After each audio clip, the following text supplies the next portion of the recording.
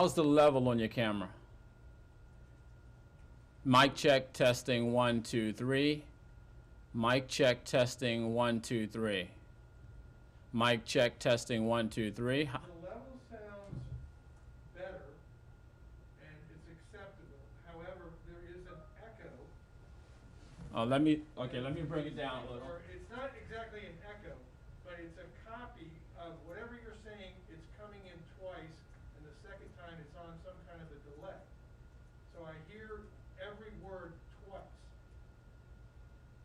Is It's not your shotgun microphone on? No, I've turned off the top light. It's completely off. I only have one channel, and it's coming through this mode.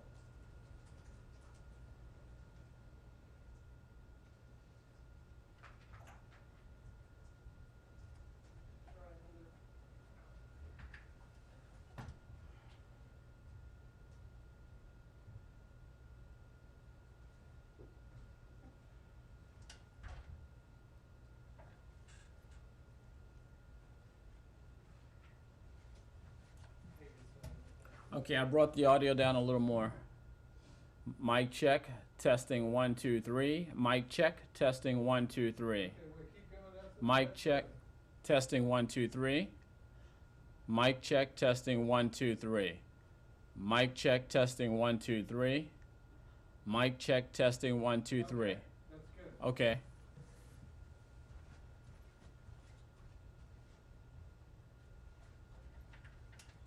Hey, it's next round.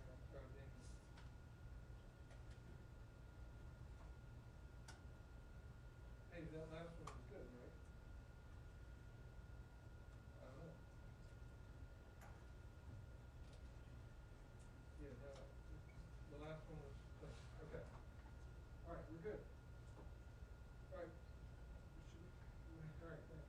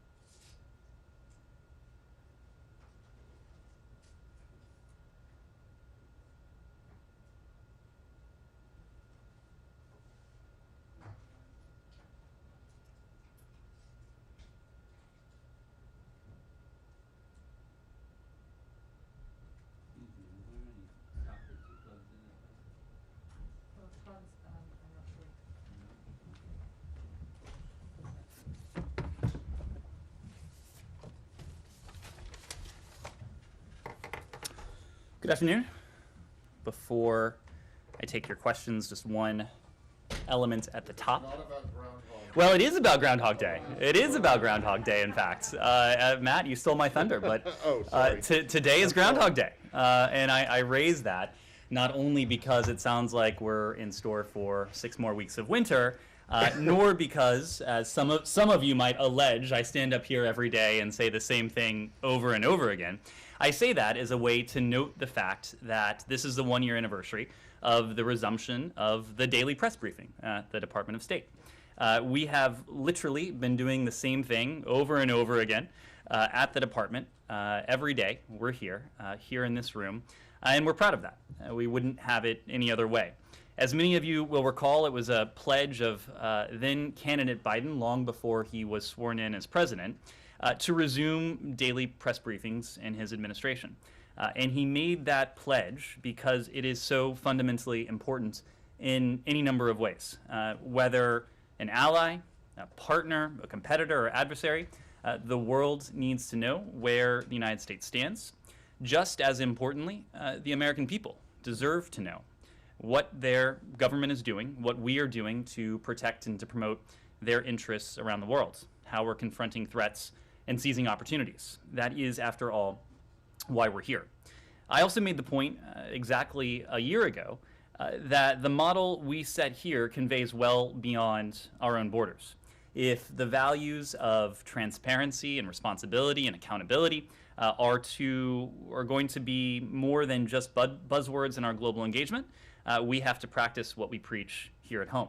And we need an engaged, active press corps to hold our feet to the fire. A year later, I can say you all have lived up to your end of the bargain, perhaps too much so, done too good of a job. And I promised a year ago that we'd always seek to be transparent, accurate, and respectful. I hope that we too have lived up to ours. So 1 year down, many more briefings to go. With that, turn over to you, Matt. Okay, thanks. Yeah, 1 year down and what, 3 to go? Or two, or one?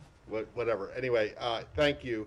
And just to note that, yes, it is appreciated that you're up here every day, or at least when you're in town, not on official travel, up here every day answering questions. Whether or not we like the answers or think that the answers are satisfactory or not is a different question. But Understood. at least you're taking them, so that's appreciated. Can I start with Ukraine once again? Speaking of Groundhog Day. So the Pentagon made its announcement this morning. I don't expect you to have any additional details about that. But then on that, but I'm just wondering if the Russian reaction to that deployment that was announced has been that you guys are escalating tensions. And I'm pretty sure I know what your response will be to that, but I'd like to get it anyway. And then secondly, your colleague at the White House just said that you are no longer, the administration is no longer going to refer to, or is no longer referring to, a potential Russian invasion as imminent, because that might send the wrong signal. And I'm just wondering, especially in the context of you saying that this is the year anniversary of getting up and telling us what the U.S. policy is, if was it a mistake to be calling it imminent in the first place? If you didn't really know, what was the point? Why were you describing this as something that could like happen, at the snap of a finger? If now, was it what Putin said yesterday? What was it? Thanks. So thank you, Matt. Well, first on your first question. Look, I don't think anyone here is going to be surprised by the reaction you've noted of the Russian Federation. I mean, this is literally their playbook to turn the reality upside down. The metaphor we've used, that my colleague at the White House used, paraphrasing our boss here at the State Department, this is literally the fox claiming that it had no choice but to attack the hen house. This is, talk about Groundhog Day. Yeah, but it's actually in the fox's nature to attack the hen house. That's what foxes do. So maybe that's Is that a statement about the no. particular country? I just think I see. it might be a poor analogy because the fox. Okay. You know. Well, I will let you choose your analogy, but I think you get the underlying point. And one other analogy, as it were, is our concern is this idea of Groundhog Day, because we have seen this before. We have seen something like this before, at least. It was 8 years ago, just about, when the Russians amassed troops on Ukraine's borders. The Russians engaged in misinformation, in disinformation, in propaganda, seeking to portray Ukraine as the aggressor. The Russians then took it one step further, manufactured pretextual provocation that they then cited as a means by which to aggress against Ukraine and to undertake an incursion into sovereign Ukrainian territory. So what we are doing, and my colleague at the Pentagon spoke to this at the orders of the president, these are about deterrent and defensive measures. These are measures that we have spoken to in broad strokes over several weeks, noting that given what we are seeing, the amassing of troops, the bellicose rhetoric, the history that is at play here, it is only prudent for us to take steps in the past several weeks to provide defensive security assistance to our Ukrainian partners. And we've done that at an unprecedented level that we've spoken to in some detail. And the president also made clear that both in the event of a Russian invasion and as a means to deter and to defend our allies on the eastern flank against broader aggression, we would be taking defensive and deterrent steps. And that is precisely what the Pentagon spoke to today. Many of these forces, as you heard, are already in the European theater. These are not permanent moves. They are precisely in response to the current security environment in light of this increasingly threatening behavior by the Russian Federation. These troops, as you all know, they are not going to fight in Ukraine. They are going to ensure the robust defense of NATO territory. That is something to which we have a solemn commitment under Article 5. This is just another unmistakable signal to the rest of the world, to any countries that would threaten that collective security, that collective defense of our NATO allies, that we are committed to the alliance, we're committed to our allies, we're committed to Article 5. When it comes to the second part of your question, what comes next, Matt, we've always been clear. There's only one person who knows what the Russians may have in store. We don't believe that individual who happens to be the president of the Russian Federation has made a decision one way or another. What has been our concern is what we have spoken to since November. These unusual movements of Russian troops, the massive buildup along the Ukrainian border, the inflow of Russian forces into what should be a sovereign, independent country of Belarus. All of these steps have positioned the Russians to be able to move quickly should they so choose. No one, I don't believe, has been encouraging panic.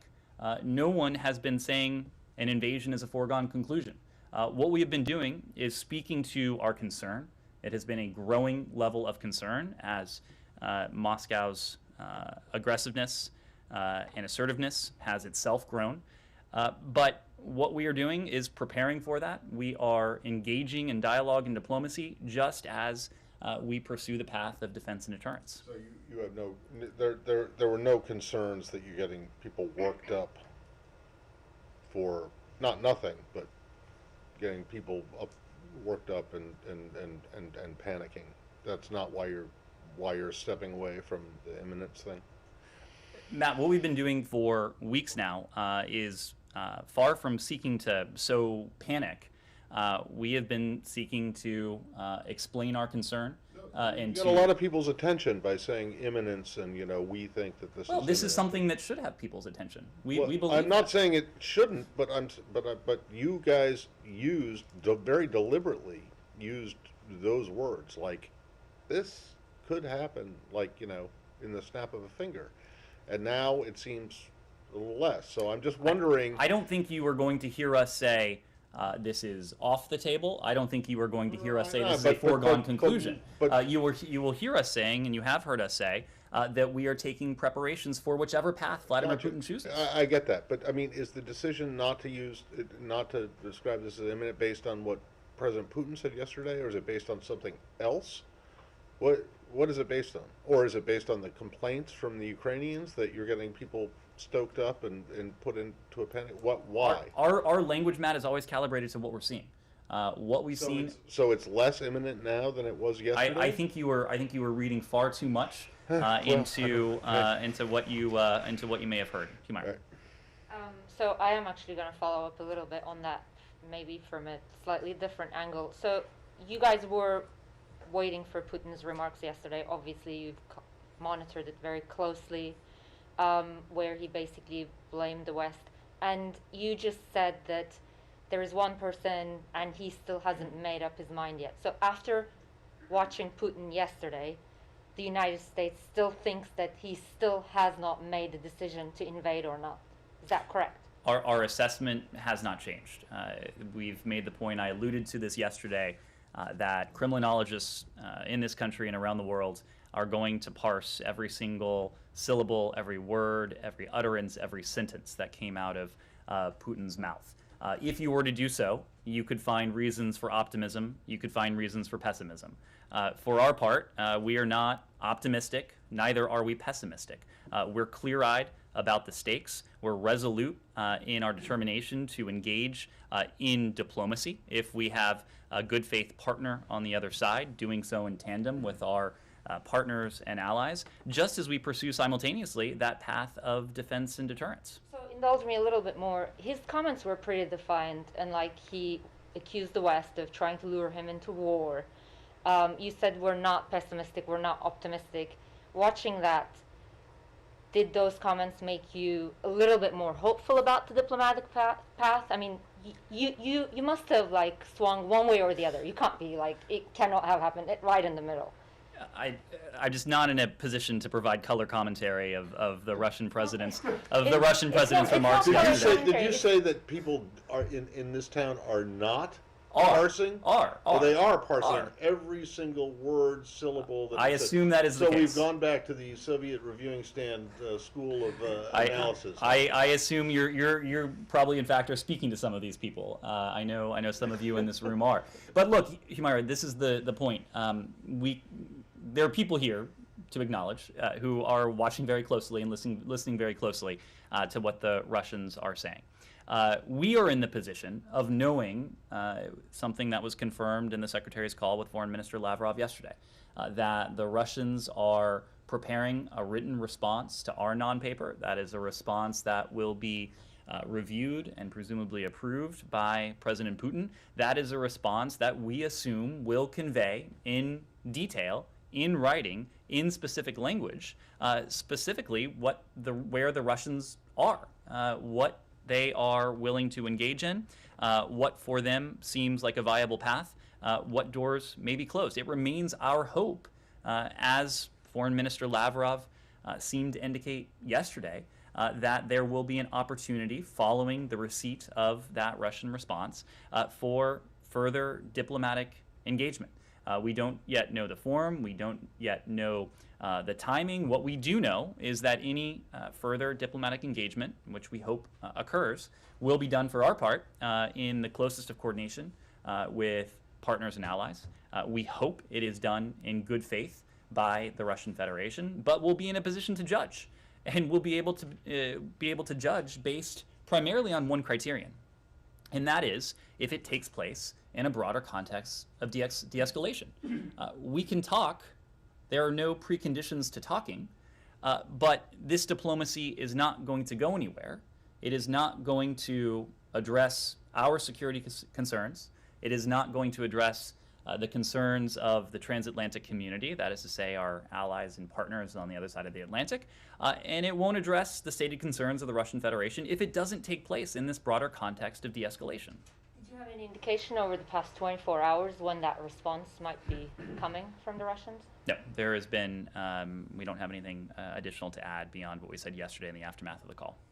Yes, Michelle. There are reports that Russian mercenaries are leaving Central African Republic. These are the Wagner mercenaries, and perhaps headed to Ukraine. I'm wondering if you can tell me anything about that. Is that something that you're seeing? I don't have anything to add on those reports. We've made our position on Russian mercenaries in Africa well known. These are forces that tend not to improve the security situation, and on the other hand, tend to leave countries less stable, poorer, more prone to violence. These are not constructive forces or elements, but I don't have anything to add in terms of reports that they may be moving to other theaters.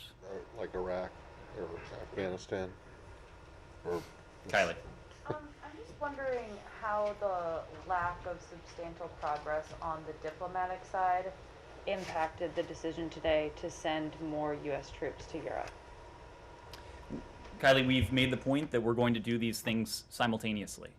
Until and unless we see a de-escalation, until and unless we see an indication that Russia's preparations for potential aggression have stopped and have been rolled back, it is only prudent for us to continue to take steps in the vein of defense and deterrence. That's what we'll continue to do. That's what we've been doing for several weeks now. And so even if Russia starts to engage in a more substantive way, and the ideas you guys have put on the table, that won't in any way impact the presence of U.S. troops in the future in European countries. I will let my colleague at the Pentagon speak to this in greater detail, but our presence, our force posture around the world is calibrated to the security environment that we face. And if we face a security environment that is prone to disruption, that is prone to destabilization, that is prone to threats, we are going to take steps in the vein of defense and deterrence. That is what we're doing here. If that security environment changes, that is to say, if there is de-escalation when it comes to what we're seeing from the Russian Federation, we will, of course, evaluate that, and we will evaluate the implications of that on our force posture. Ben. Putin has made it very clear that the US has not addressed their main security concerns. And so with that in mind, is what the US handed over sort of the final offer, or have you got more things in the bag that you can offer if they come back and say, this is a non-starter, we need more? So Ben, I think everyone in this room is probably in a better position to judge today than they were yesterday what it is exactly that we have conveyed to the Russian Federation. why is that? I will let you, that is your job to ask questions, this is my job to answer questions. So I will just make the broad point that the ideas we have put forward, these are ideas. These are essentially proposals for additional discussion. So we have never, and we have not been in a position to hand over to the Russian Federation. NATO has not been in a position to hand over to the Russian Federation an exact roadmap of what it is precisely that we are prepared to do across every realm. What we have conveyed, what NATO has conveyed, the ideas that we've conveyed in close coordination and consultation with one another are proposals for further diplomatic engagement. This will require engagement in good faith, some concerted, fairly technical discussions if they are going to result in anything. But it remains our posture and remains our preference to take part in that diplomacy. One, because it has the potential to redound positively on our security concerns, on the concerns of our European allies and partners, but also to address what the Russians have put on the table. And two, if it were to take place in the context of de-escalation, it would certainly seek to mitigate some of the tensions, some of our concerns that we've seen with this massive buildup of Russian forces around Ukraine and in Belarus. So the door remains open for potentially more dialogue, more things in this document than are already there. I mean, you have more to offer them if they wanted it. The door remains open to discuss the ideas that are in this document. The ideas that we conveyed, the ideas that NATO conveyed, again, they are very high-level ideas. Those ideas are not spelled out in terms of what it would look like in practice, how it would be executed, the reciprocity that would need to be entailed for each of these steps. What we've said very clearly is that's something we wish to continue to discuss, but it needs to be a discussion that takes place in the context of de-escalation if it is to work. Connor. The French president has had 2 calls with Vladimir Putin in the last week. The Italian president had a call yesterday. Boris Johnson today. Has the State Department gotten readouts from these governments of their engagements with the Russians? So I would make a couple points on that. One, Connor, as you know, we have engaged bilaterally with the Russian Federation ourselves. President Biden has had now a couple conversations with President Putin in recent weeks. Secretary Blinken, as we've spoken to recently, has met with and engaged with Foreign Minister Lavrov, and there have been other engagements in that vein. Every time we do so in full consultation and coordination with our allies and partners. And in advance of the Strategic Stability Dialogue, in advance of Secretary Blinken's meeting with Foreign Minister Lavrov last month in Geneva, we have heard from our partners and allies of really the unprecedented level of coordination and consultation, which has put them in a position to voice strong support for the type of bilateral engagement that we're undertaking with the Russian Federation. That is the kind of dialogue and diplomacy, when done across the board by our partners and allies, that we think has the potential to lead to a de-escalation of tension. So it's something we support when it's done in that vein. Without getting into the specifics of any diplomatic conversations, I can tell you that we are constantly on the phone with our European allies. We have representatives of this building and the administration constantly on the ground in Europe. The Secretary just yesterday had an opportunity to speak to the NATO Secretary General, to the Chairman in Office of the OSCE, to Josep Borrell as well of the EU. So there is a constant sharing of feedback and dialogue, but just can't get into those specific conversations. You're not seeing the same kind of reciprocal basis from these European, like you're not seeing the same level of calls, or maybe they are taking place, you're not reading them out?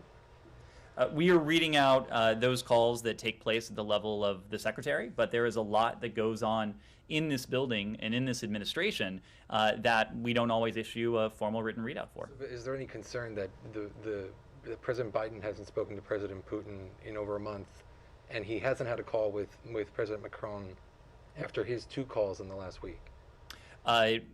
The president had an opportunity to speak to the French president not all that long ago. The secretary spoke to Foreign Minister Le Drian not all that long ago. We have a number of people. We have, fortunately for us, an entire bureau that engages on a day-to-day basis with their French counterparts. So we have excellent coordination with our French allies. On the 30,000 troops that may move into Belarus, is that still the assessment of the U.S. government? Has that changed at all, given this debate around imminence? I don't believe there's been any change in that assessment. Before we leave Ukraine, can I Sure. extremely briefly? So Connor mentioned some of European, but what about Orban? Do you expect to hear anything from the Hungarians? Well, look, I'll leave it to the Hungarians to speak to. I don't want you to leave it to the Hungarians. I want to know if you, the United States, expects to hear from the Hungarians, your NATO ally, about the Prime Minister's meeting with President Putin. Don't leave it to the Hungarians to tell me whether you expect. What I can tell you, Matt, is that if the Secretary has an opportunity to speak to his Hungarian counterpart, I imagine you will hear about that. We are in regular dialogue with our Hungarian. Please leave the building by the nearest exit or Lovely. exit stairway. And then just to get this on the record before we all get evacuated here, your Pentagon counterpart seemed to confirm this, but I just want to see if we can get the documents that were published by El País this morning are, in fact, the documents that you gave to the Russians last Wednesday, or not? Assuming we don't need to evacuate, I'm happy that was to. a false alarm. Happy to take this question. So what I would say on that question, Matt, is that Because they do seem to, what the contents of these documents seem to mirror, identically what you guys have been saying in public. So if they're not legit, someone is a pretty good forger. what I'll say on this, Matt, is that we did not make these documents public, but now that they are, we can confirm what we have always said. We are united with our NATO allies in our resolve to engage in an open, constructive, serious set of diplomatic engagements. We have gone the extra mile to seek to find, to test the proposition that there is a diplomatic solution to this crisis. If Russia actually wants to negotiate a solution, as it claims, these documents, to go back to what I was discussing with Ben, make clear that there is a path forward to do so. Look, if the source of these documents, whoever that source may be, thought that by leaking them, that they would embarrass the United States, that they would drive a wedge between the United States and NATO, I think they will find that they were sorely mistaken in their effort to do so. What the world can now see is that the United States and our NATO allies are in extraordinarily close coordination, that the ideas we put forward are complementary, are symmetrical. You can probably deduce from the documents that they were closely coordinated with one another. Right. Can you just say in a simple declarative sentence that yes, these were the documents that were... Matt, because you've said, you've gone around, we did not make these documents public, but now that they are public, well, so can you just say yes or no? I have seen nothing to suggest these documents are not authentic. You talk about having coordinated with NATO allies in this document, and I just want to read a part of it. It says that you're prepared to discuss a transparency mechanism to confirm the absence of Tomahawk cruise missiles. Then it goes on to say we must consult with NATO allies on this issue. So is that something you had not discussed with NATO allies in advance, or you had? Well, to be clear, NATO allies saw our response in advance. We sought their feedback. We incorporated their feedback into the document before we provided it to the Russian Federation. I think the passage you're alluding to speaks to the phase of implementation and how we might operationalize something like this. And this goes back to the discussion you and I were having just a second ago. These were broad proposals. These were ideas that would need to be fleshed out in some detail, including in some technical detail, if they were to be set in motion.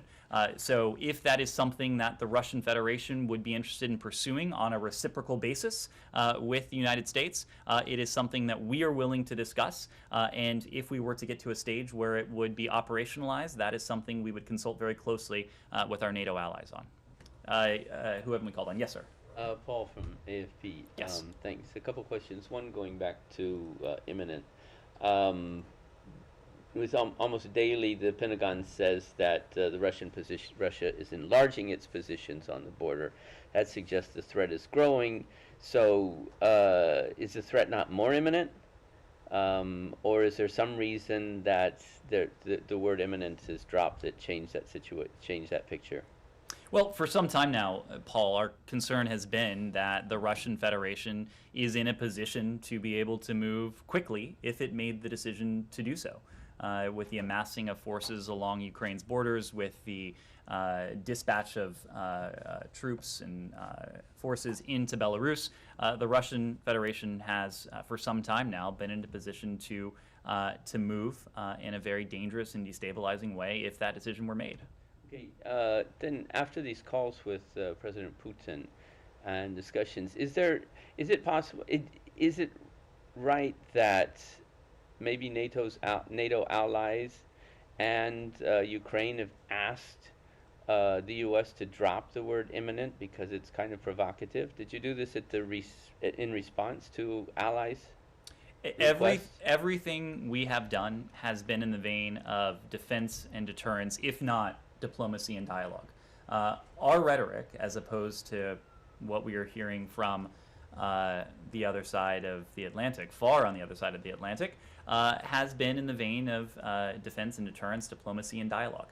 We have not sought to do anything, whether it is in terms of our actions or our rhetoric, to ratchet up tensions, and actually to the contrary. But we after speaking with Putin, these talks with Putin by NATO allies, this comes. Is this in response to requests from allies to tone it down? We coordinate with our allies and partners on a daily basis on everything from our actions to our rhetoric. I don't have anything to add to that, but we have simply been describing in accurate terms what it is we are seeing and the steps that we have been taking in response to that on a defensive and deterrent basis. Okay, one other Yep. thing, can I? Is that, from what I understood, you said before the ball is in Russia's park in terms of responding to the letters from the West, and you said it has to go to President Putin to respond. Given the discussions that NATO allies have had with Putin and that he's going to Beijing, what are you hearing that he might respond after he goes to Beijing? Within a day, within 2 days?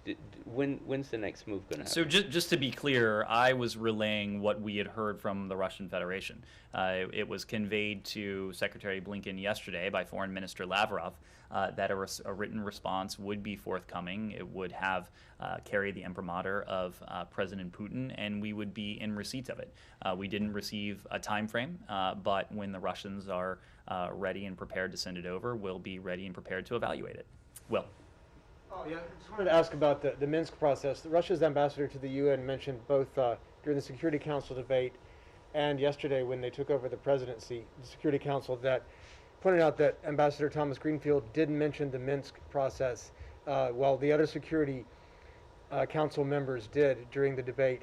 Does the U.S. still see the Minsk II agreement as any kind of a roadmap or a peace plan, or is that something that you think has moved on, is not the best blueprint for the way? No, we absolutely do. We have encouraged full implementation by all parties of the Minsk agreements. The fact remains that one party to these agreements has been responsible for the vast majority of violations, but all parties need to adhere to the Minsk agreements as a way to de-escalate tensions, especially in this environment. That's precisely why we have continued to support the Normandy format as a means by which to discuss how all parties might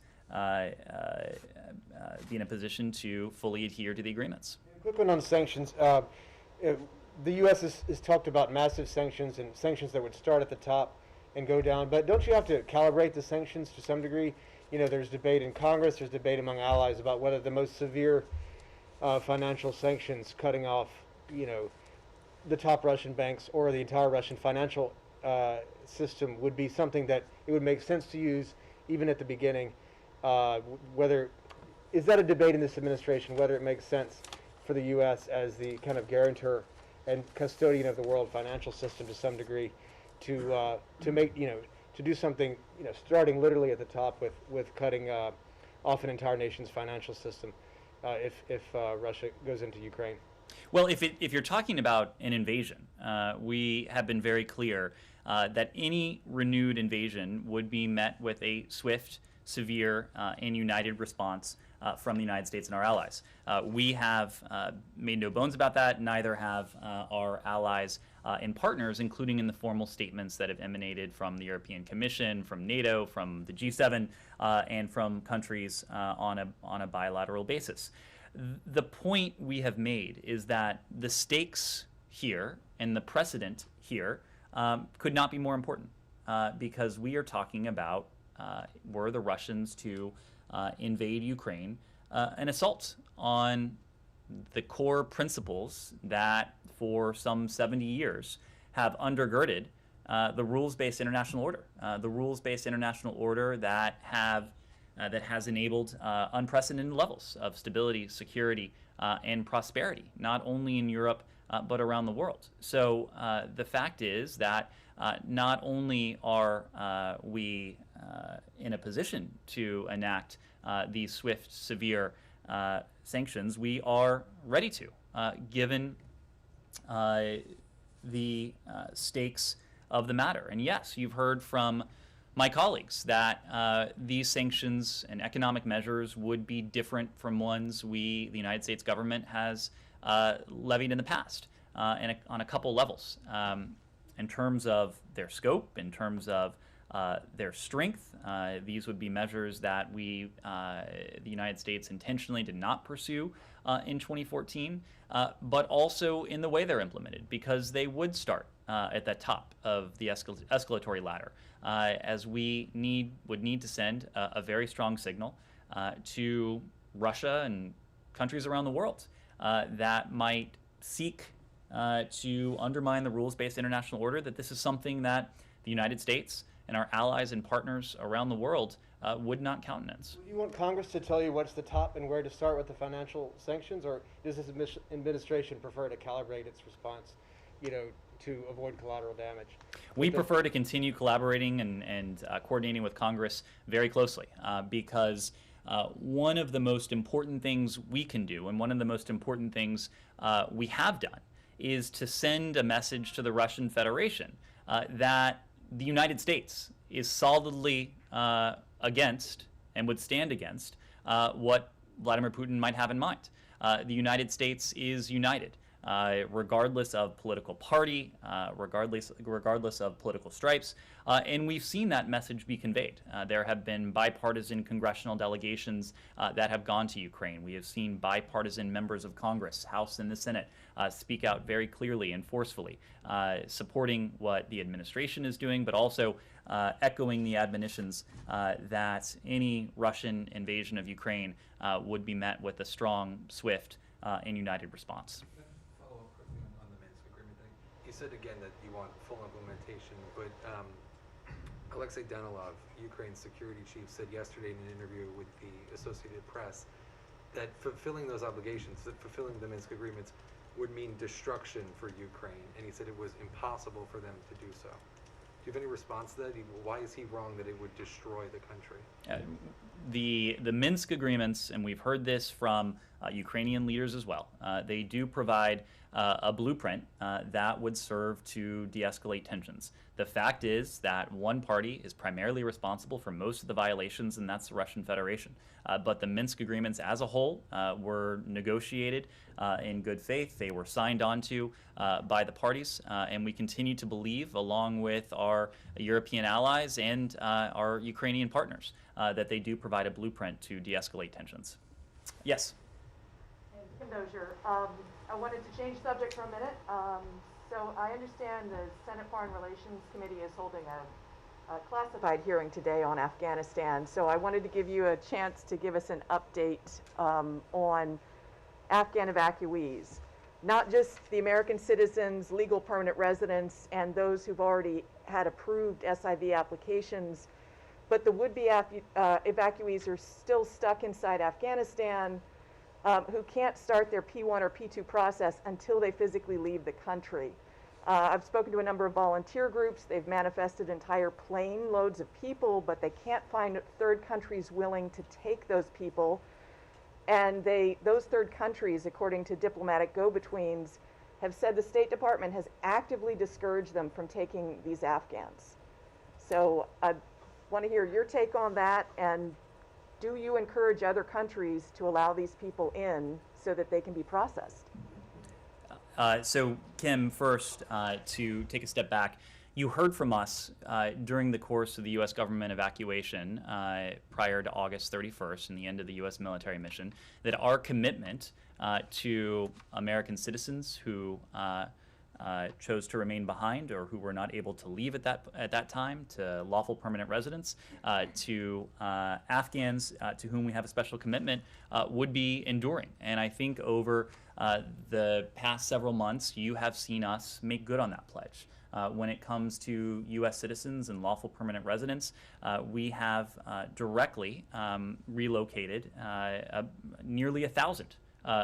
And that's all great news, but I'm still talking to groups who have thousands of people manifested who've gone through the preliminary State Department okay, that they didn't have any red flags, and they can't move them off the X still.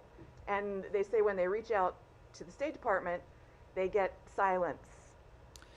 Kim, I think what you may be hearing, first of all, to be very clear, we are in many different ways supporting the Afghan people. We are supporting the Afghan people and their humanitarian needs, and we have continued to lead the world in doing so. That's great, but that's not getting P1 and P2 people out to start their applications going. That's right, and what I can say is that it is an environment in which the U.S. government is not in a position to operate. We don't have an on-the-ground presence, so we are not in a position to undertake the same sort of operations that we were doing prior to August 31st.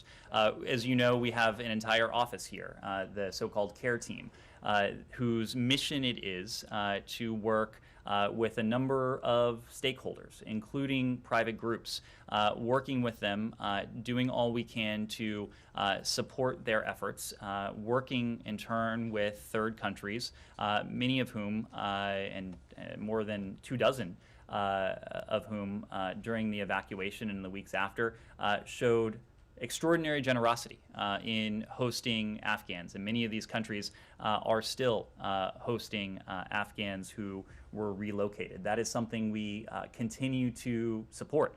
When it comes to the P1 and P2 program, the P2 program, as you know, it was introduced in early August precisely so that we would have another avenue by which Afghans who met the criteria would be able to enter the U.S. Refugee Admissions Program pipeline. It was a complement to the traditional P1 program that has been longstanding. It is also the case, Kim, for a number of reasons, that these programs we have always known would be useful, would be complementary to our broader efforts, but these are programs that this administration has had essentially to build up from, not quite from scratch, but programs that were decimated over the past 4 years. You've eloquently explained the backlog and that these are things that have just started. What I'm asking about is that piece of still getting more people off the X to third countries. Are you actively working with new third countries right now who would take these people?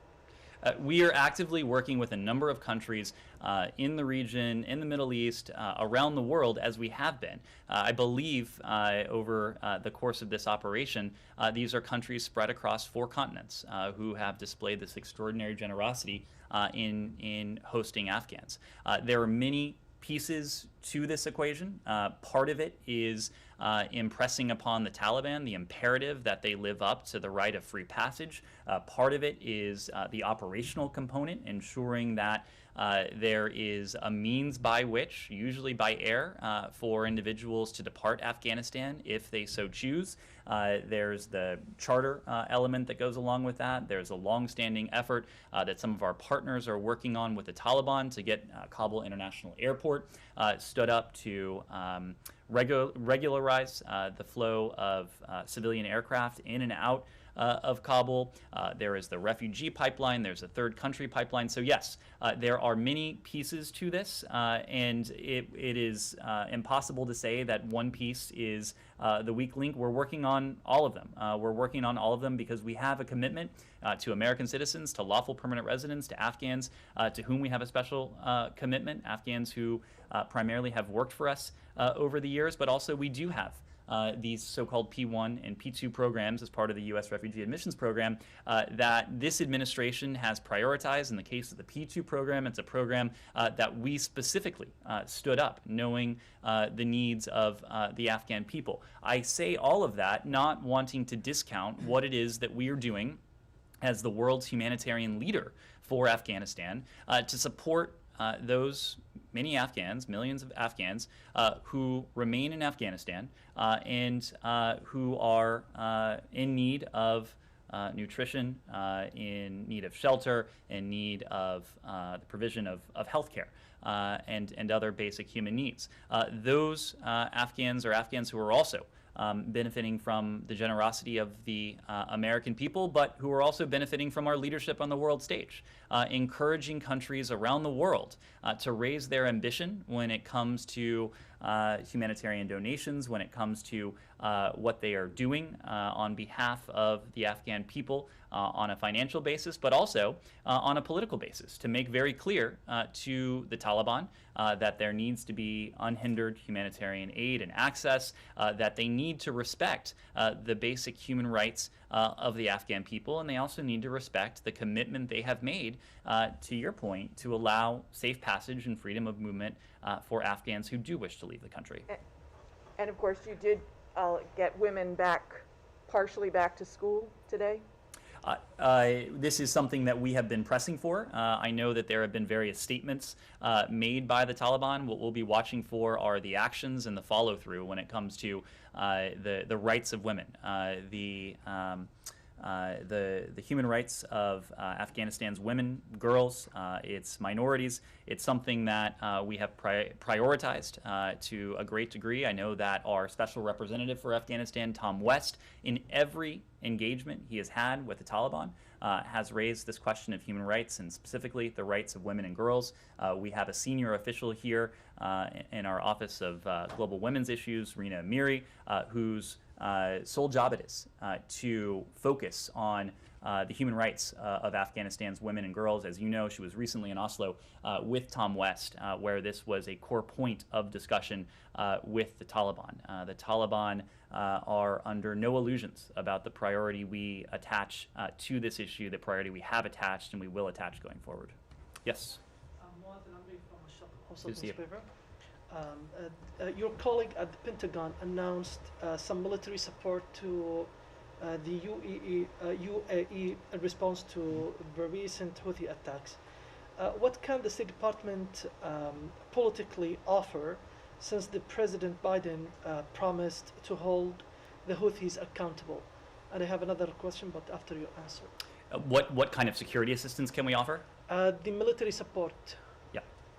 As you have heard from my colleague at the Pentagon, we have spoken in recent days to our partnership with our Gulf partners, two of whom, the UAE and Saudi Arabia, who have recently come under attack from these Houthi terrorist attacks. These cross-border attacks, the missile attacks that we have seen. These are operations that we have condemned in the strongest terms. We know that our partners have been able to deter and to prevent some of these attacks, including by calling on some of the technology and supplies that the United States has provided to them. In the case of Saudi Arabia, we understand that our Saudi partners are now in a position to prevent about 90% of these incoming projectiles. Of course, we want to raise that to 100%, and we're committed to working with the UAE and Saudi Arabia to help them bolster their defenses. We're doing that through security cooperation, through arms transfers, defense trade exercises, training, and exchanges. And those exchanges are in terms of security and defense, but also in terms of human rights and the protection of civilians, including civilian harm mitigation.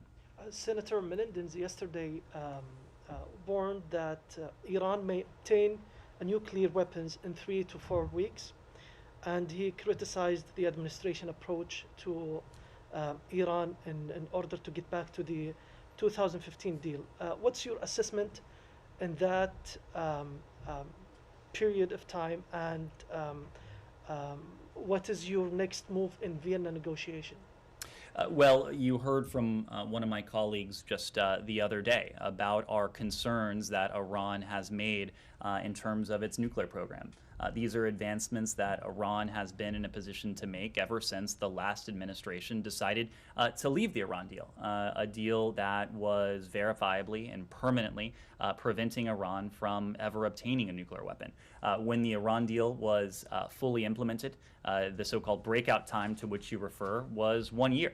meaning that it would take Iran 1 year to accumulate the fissile material necessary for a nuclear weapon if it chose to do so. Now, that is separate and apart from the weaponization process. We're very concerned with both of these processes, but purely from an enrichment standpoint, that breakout time was a year. Now, my colleague alluded to this a couple days ago, that breakout time is significantly less, and that is precisely because of the decision to leave the JCPOA that was working to elongate that breakout time. So we find ourselves with an unfortunate set of circumstances, a set of circumstances that means that the window we have in Vienna, to answer the second part of your question, is very, very short. And that window is very, very short precisely because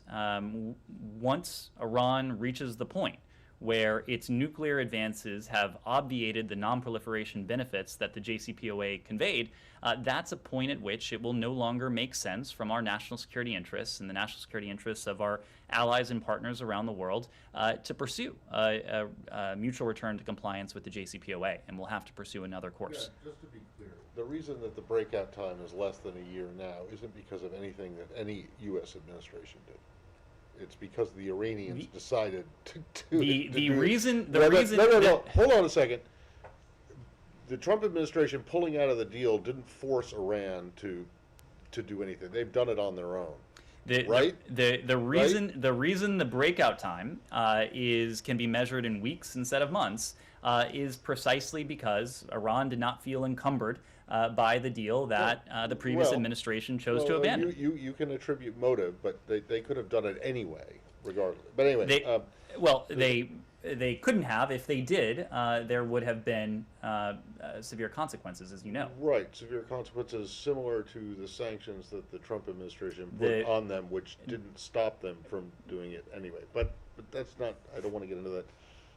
Can I get? I just need to. Okay, we need to wrap up shortly. Yes, so exactly. We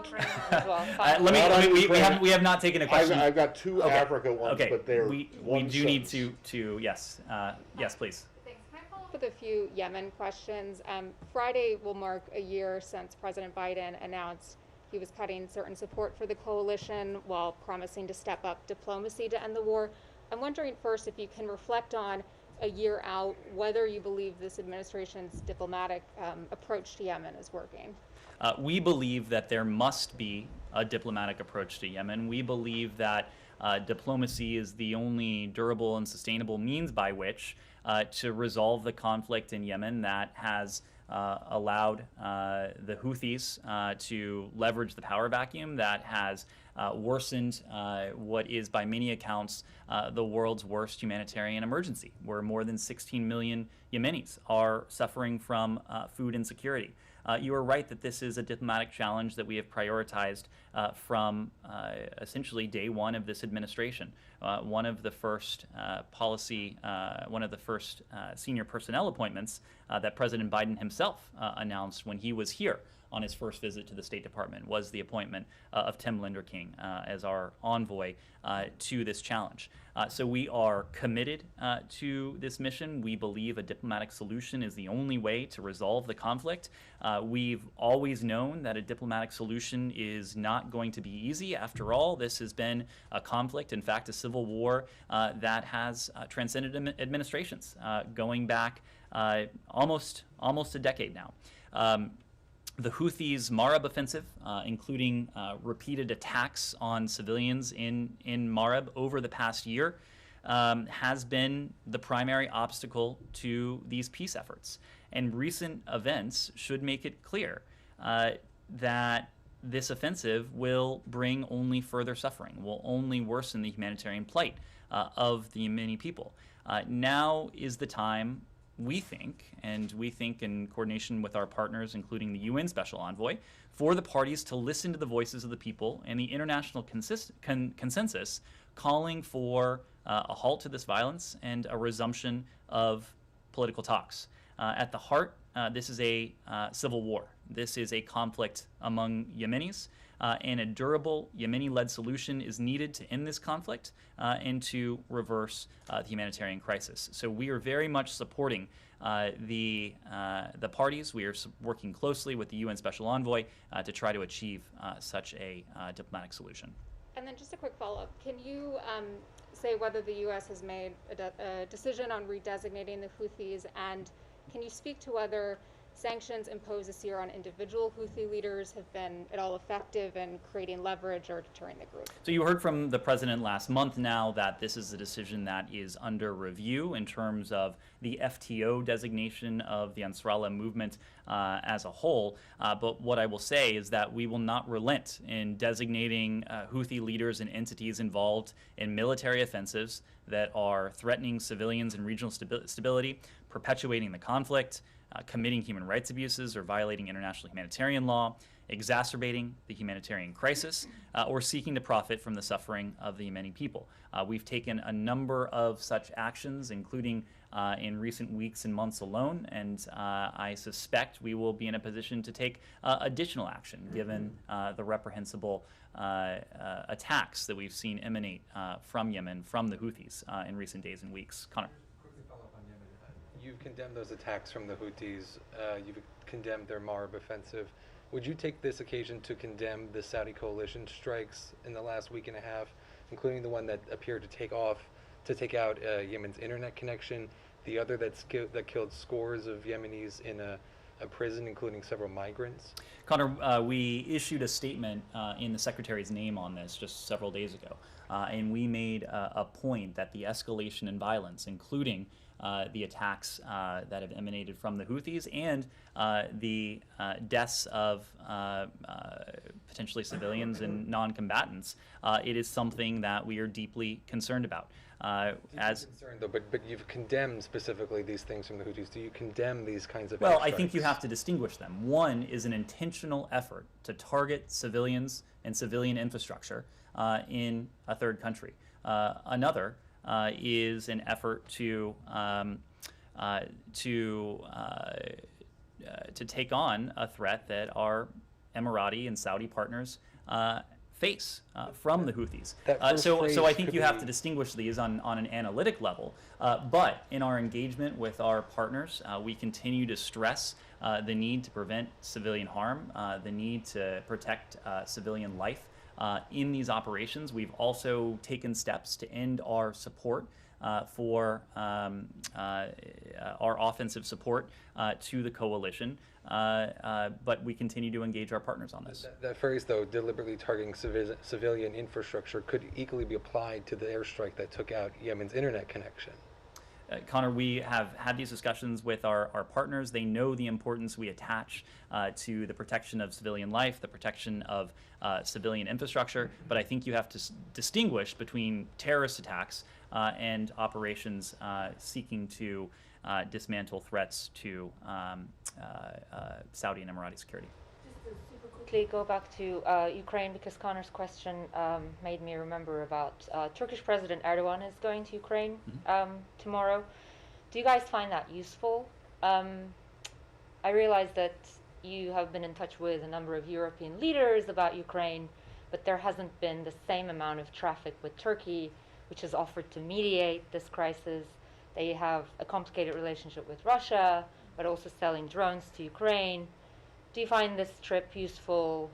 And, you know, what role in your eyes should they play? They're a NATO ally, but have a complicated relationship with the US as well. Turkey is an important NATO ally. I will leave it to our Turkish allies to speak to the objectives of this trip, but we certainly support any effort on the part of a NATO ally or any country around the world to show their solidarity with Ukraine. What is the reason that, you know, you haven't been more in communication with the Turks about Ukraine?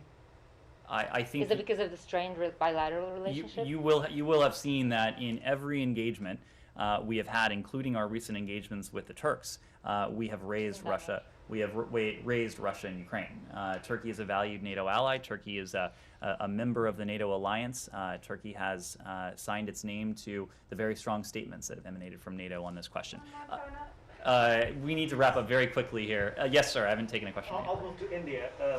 So Indian opposition leader Rahul Gandhi, he made a remark in the Indian Parliament today, stating that it is due to Prime Minister Narendra Modi's ineffective foreign policies that Pakistan and China are closer than ever. Does the State Department agree with that assessment?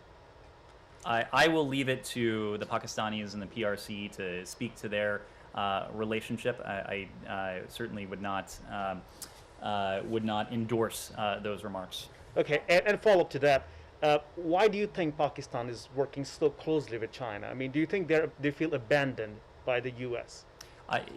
We've made the point all along that it is not a requirement for any country around the world to choose between the United States and China. It is our intention to provide choices to countries when it comes to what the relationship with the United States looks like. And we think partnership with the United States conveys a series of advantages that countries typically would not find when it comes to the sorts of partnerships that, partnerships may be the wrong term, the sorts of relationships that the PRC has sought to have around the world. Pakistan is a strategic partner of the United States. We have a relationship, an important relationship with the government in Islamabad, and it's a relationship that we value across a number of fronts. What's the State Department's guidance to U.S. athletes who want to express any opposition to China's human rights abuses while they're in Beijing for the Olympics? So first, I will say, our position when it comes to the Olympics in Beijing. Of course, we don't have any official diplomatic representation on the ground. We've also made clear we were not and are not coordinating a global campaign regarding participation in the Olympics.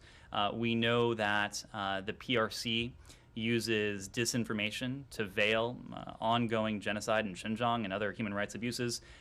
We know that the PRC has made various accusations, including against U.S. athletes, and we know that's what's going on here. U.S. athletes are entitled to express themselves freely in line with the spirit and charter of the Olympics, which includes advancing human rights.